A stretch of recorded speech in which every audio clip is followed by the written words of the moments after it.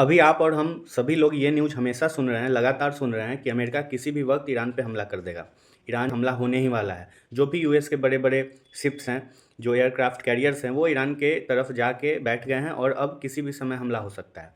तो क्या इतना आसान है क्या ईरान पे हमला कर देना? अगर इतना आसान है, तो जैसे वेनेजुएला पर यूएस अटैक कर दिया, वैसे अभी तक ईरान पे क्यों नहीं अटैक कर पा रहा है?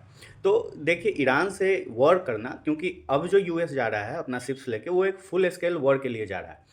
तो ईरान का जो जियोग्राफिकल सेटिंग है, वो अलाउ नहीं करता है किसी भी देश को कि इतना आसानी से आप आइए और हमको मार के चले जाइए। और जब यूएस एयरफोर्स पूरी तरह से ईरान में इंटर करेगी, तो वो एक अलग लेवल का दृश्य होगा, क्योंकि ईरान का जो मिसाइल क्षमता है, वो बहुत ही पावरफुल है। और उस पावरफुल मिसाइल्स की वजह से ईरान उस क्षेत्र में हल्का ही सही पर डोमिनेट अच्छे से करता है। और ये पूरे मिडिल ईस्ट को पता है कि ईरान से अगर वॉर में यूएस उलझा, तो वो सारे देश उलझ जाएंगे, क्योंकि यूएस का कोई अपना बेस नहीं है उस क्षेत्र में। जो भी बेस है, वो वहाँ के नेबरिंग कंट्रीज के हैं जहाँ पे यूएस ऑपरेट कर रहा है।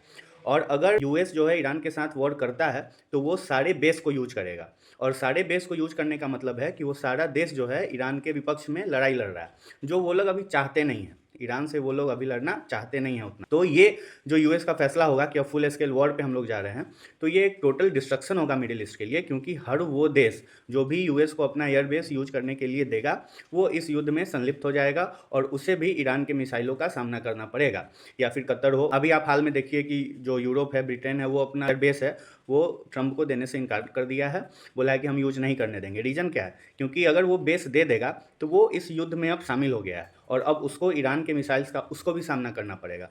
तो ये जो हम लोग सुनते हैं कि यूएस इतना स्ट्रांग है, तो अकेले युद्ध लड़ना ईरान से इतना भी आसान नहीं है। उसका जियोग्राफिकल सेटिंग उसको बहुत सुरक्षा कवच की तरह बचाता है। और अभी तत्काल ऐसा लग रहा है कि मिडिल ईस्ट जो भी अरब नेशंस है, वो नहीं चाहते हैं कि अभी कोई डायरेक्ट युद्ध हो यूएस और ईरान में।